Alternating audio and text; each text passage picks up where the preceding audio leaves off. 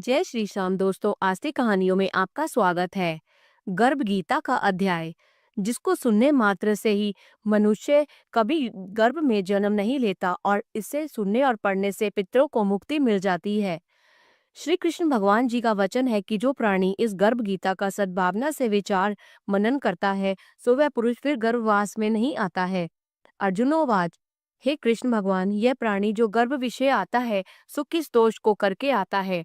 हे प्रभु जी, जब यह जन्मता है तब इसको जरा आदि रोग लगते हैं, फिर मृत्यु हो जाती है। हे स्वामी, वह कौन सा कर्म है जिसके करने से प्राणी जन्म मरण से रहित होवे? श्री भगवान जी कहते हैं, हे अर्जुन, यह मनुष्य जो है सो अंधा व मूर्ख है, जो संसार के साथ प्रीति करता है। यह पदार्थ मैंने पाया है और वह मैं पाऊंगा, ऐसी चिंता इस प्राणी के मन से उतरती नहीं।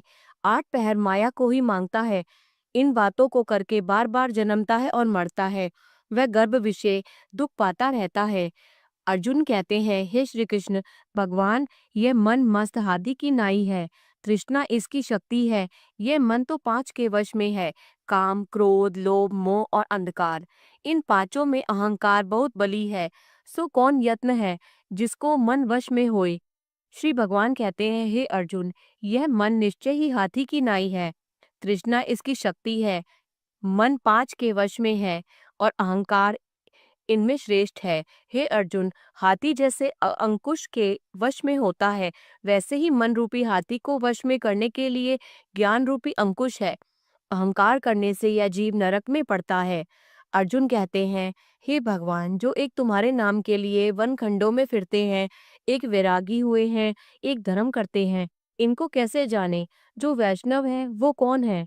श्री भगवान कहते हैं, हे अर्जुन, एक मेरे ही नाम के लिए वनों में फिरते हैं, वे सन्यासी कहलाते हैं। एक सिर पर जटा बांधते हैं, एक अंग पर भस्म लगाते हैं, उनमें हम नहीं हैं, क्योंकि इनमें अहंकार है। इससे मेरा दर्शन दुर्लभ है। अर्जुन कहते हैं, हे भगवान, वह कौन सा पाप है जिससे स्त्री की मृत्यु हो जाती है? वह कौन सा पाप है कि जिससे पुत्र मर जाता है? और नपुंसक कौन सा पाप करने से होते हैं? श्री भगवान ने कहा, हे अर्जुन, जो किसी से कर्जा लेता है और देता नहीं, इस पाप से औरत मरती है। और जो किसी की अमानत रखी हुई पचा लेता है, उनके पुत्र मर जाते हैं। जो किसी का कार्य किसी के गोचर आए पड़े और वह जबानी कहे कि मैं तेरा कार्य सबसे पहले कर दूंगा, तब समय आए उसका कार्य न करे, इस पाप से नपुंसक हो जाता है। ये बड़े पाप हैं। अर्जुन कहते हैं, "हे भगवान, कौन पाप से मनुष्य सदैव रोगी रहता है? किस पाप से गधे का जन्म पाता है? स्त्री का जन्म तथा टट्टू का जन्म क्यों कर पाता है? और बिल्ली का जन्म किस पाप से होता है?" श्री भगवान ने कहा, हे अर्जुन, जो भी मनुष्य कन्यादान करते हैं और इस दान में मूल्य लेते हैं, वे दोषी हैं। वे मनुष्य सदा रोगी रहते हैं। जो विषय विकार के वास्ते मदिरा पान करते हैं, वे टट्टू का जन्म पाते हैं। और जो झूठी गवाही भरते हैं, वे औरत का जन्म पाते हैं। जो रसोई बना के पहले आप भोजन कर लेती हैं और पीछे परमेश्वर को अर्पित करती हैं, फिर तो बिल्ली का जन्म पाती हैं। और जो मनुष्य अपनी झूठी वस्तु दान करते हैं, औरत का जन्म पाते हैं, वह गुलाम औरतें होती हैं। अर्जुन कहते हैं, हे भगवान, कई मनुष्यों को तुमने स्वर्ण दिया है, सो उन्होंने कौन सा पुण्य किया है? और कई मनुष्यों को आपने हाथी, घोड़ा, रथ दिए हैं, उन्होंने कौन सा पुण्य किया है? श्री भगवान ने कहा, हे अर्जुन, जिन्होंने स्वर्ण दान किया है, उनको घोड़े का वाहन मिलते हैं। जो परमेश्वर के निमित्त कन्यादान करते हैं, सो पुरुष का जन्म पाते हैं। अर्जुन कहते हैं, हे भगवान, जिन पुरुषों के अंदर विचित्र देह है, उन्होंने कौन सा पुण्य किया है? किसी किसी के घर संपत्ति है और कोई विद्वान है, और कोई उन्होंने कौन सा दान पुण्य किया है? जो भगवान ने कहते हैं, हे अर्जुन, उन्होंने अन्न दान किया है, उनको सुंदर स्वरूप है। जिन्होंने विद्या दान किया है, वे विद्यावान होते हैं। जिन्होंने संतों की सेवा की है, वे पुत्रवान होते हैं। अर्जुन कहते हैं, भगवान, किसी को धन से प्रीति है, कोई स्त्रियों से प्रीति करते हैं, इसका क्या कारण है, समझाकर कहिए। श्री भगवान कहते हैं, हे अर्जुन, धन और स्त्री सब नाश रूप है, मेरी भक्ति का नाश नहीं है। अर्जुन ने कहा, हे भगवान, ये राजपाट किस धर्म के करने से मिलता है? विद्या कौन से धर्म करने से मिलती है? श्री भगवान ने कहा, हे अर्जुन, प्राणी काशी में निष्काम भक्ति से तप करते हुए देह त्यागते हैं, वे राजा होते हैं, और जो गुरु की सेवा करते हैं सो विद्यावान होते हैं। अर्जुन ने कहा, हे भगवान, किसी को धन अचानक बिना किसी परिश्रम से मिलता है, सो उन्होंने कौन सा पुण्य किया है? श्री भगवान ने कहा, हे अर्जुन, जिन्होंने गुप्त दान किया है उनको धन अचानक मिलता है। जिसने परमेश्वर का कार्य और पराया कार्य संवारा है, वे मनुष्य रोग से रहित रहता है।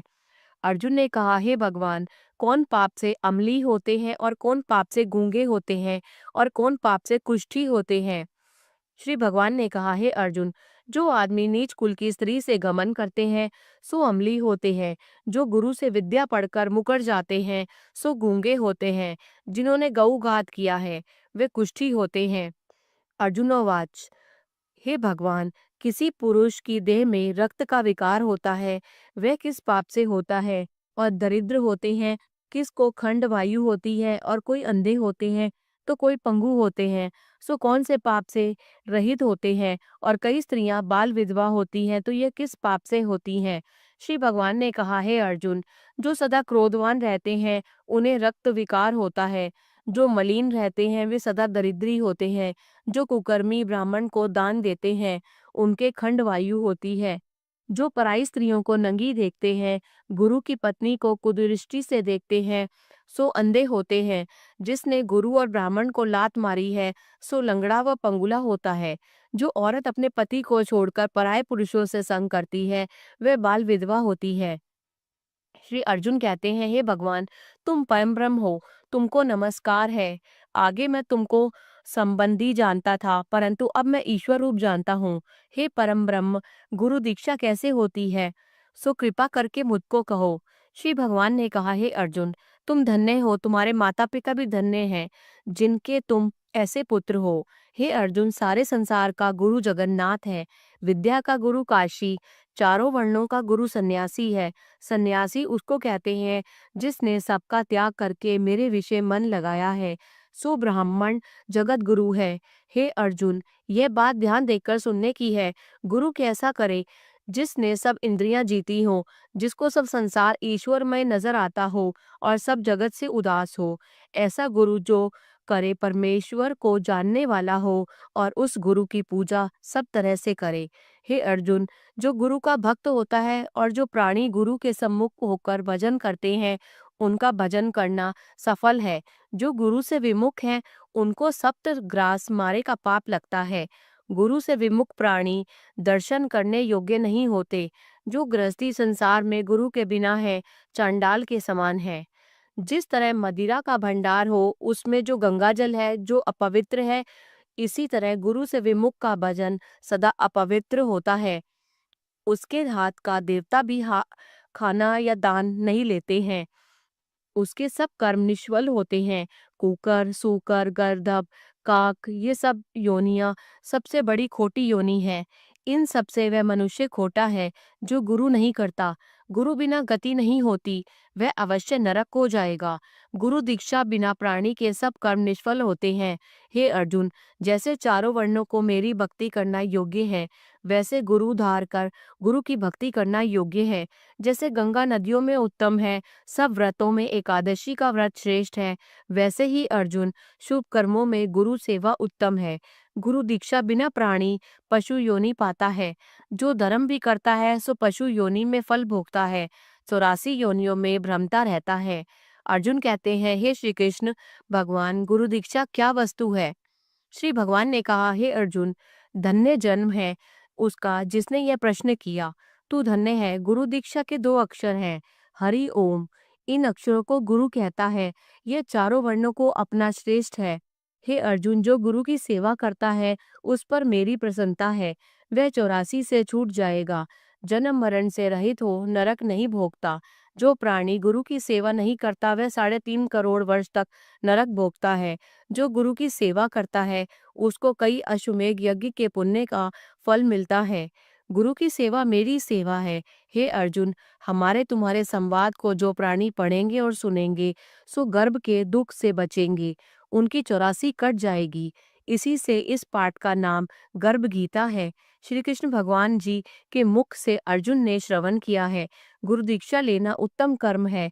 उसका फल यह है कि नरक की 84 से जीव बचा रहता है। भगवान बहुत प्रसन्न होते हैं।